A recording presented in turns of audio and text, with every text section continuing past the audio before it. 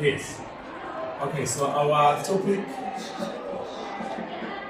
is based on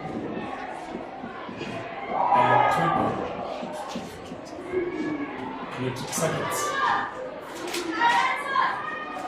So we're just going to look at the basics and what makes up the circuit. So the best thing is just to draw the circuit and actually look at the components that make up the circuit. Then we can discuss further from there. So let's draw the circuit. That's a simple circuit. This is the simple diagram of the circuit. I'm starting with what we call a cell, which has two terminals, so positive, and negative. So I've decided to use two cells, and two cells, of course, combined, they make up what we call a network. So meaning that these combine, it can then be referred to as a bit. Now, let me then complete the circuit. Then I'll put other components such as the ammeter, and then of course the ammeter has a function in the circuit. So I will put, and then I will explain each and everything that I'm putting in. So this one is referred to as an ammeter. I call it a device. I also call it an instrument. Now an ammeter, of course, is used in a circuit diagram, used to measure, I'll call it a rate of flow of a charge. Now it is my understanding that you understand exactly what rate of flow of a charge is. Rate of flow of a charge, of course, refers to electric current. Symbol I, of course.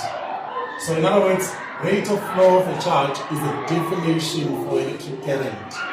So you must remember that. Then I'm going to continue to put more components in my circuit. Then as I go down, I'm now going to put resistors. So I'm going to start with the first one. This resistor here, I'm going to give it 2 ohm, and I'm going to call this R1. Then further, I will put the second one, and the second resistor, I will give it 8 ohms. Then I'm moving on. Then I'm going to complete the first part of the circuit, which is the parallel combination. So this one, I will call it R2. Now, of course, I'm going to complete the circuit. I just forgot one thing there to add, but we will take this as a closed circuit, or with a switch that is closed. Let's take it in that way. Then furthermore, I'm going to put another resistor here, which is now R3, and this resistor is still connected in series. So now let me break it down. Now I have all the components, but I just want to describe each and every one, and then from there I will put more, especially the voltmeters as well. Now if you look at these two, R1, just a description, R1 and R2 are both resistors. It's important to understand exactly their connection because that makes solving the circuits very easy. Now R1 and R2 are connected in parallel.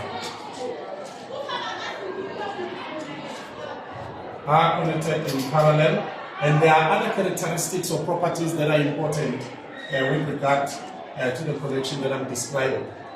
So once you know that they are connected in parallel, there are other things that you need to analyze quickly before you start solving the problem. One of those is that they actually share the same voltage. By the mere fact that they are connected in parallel, they share the same voltage, meaning that their voltage is the same. So now, anyway, it's fine. So let me just put here, I'm going to put the voltmeter here, across this. Now this is across the two parallel resistors, because a voltmeter is connected across resistors or across the battery. That's how we connect the resistor. By the way, please, we must also remember that voltmeters have high resistance. So this device here, it's called the voltmeter. Please remember, this one is not connected across the battery voltmeter. And you can just simply indicate that one of the properties that the voltmeter has high resistance. So I will just simply write high resistance with an understanding that you understand exactly what that means. So it has high resistance, and of course if it has high resistance, it means it does what? What's the opposite of resistance in the circuit diagram? Electric current, right? Yes. High resistance, smaller current, right? So that is very, very important. But generally, voltmeters have high resistance. So that needs to be understood. And to kind of gives you an idea of that relationship given by Ohm's law, that says current is inversely proportional to resistance. So voltage is also in the mix, but when we investigate the relationship between current and resistance, of course we need to keep the voltmeter constant, but the voltage must remain constant.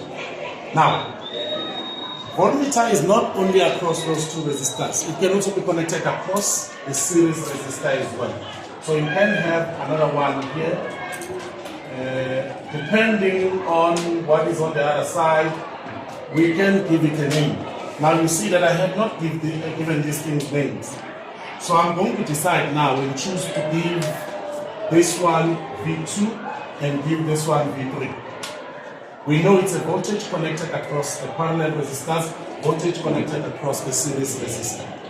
There is another voltage, and that one is the total voltage. Total voltage is connected across the battery, and I'm calling it V1. Now, this voltage that you see here is always affected by your switch. Because if the switch is open, then you are going to read the EMF of the battery here. This will give a reading of the EMF. But if you close the switch, it will no longer give the reading of the EMF, but it will now give what we call voltage external, or rather external voltage. We expect that voltage to be smaller than the EMF.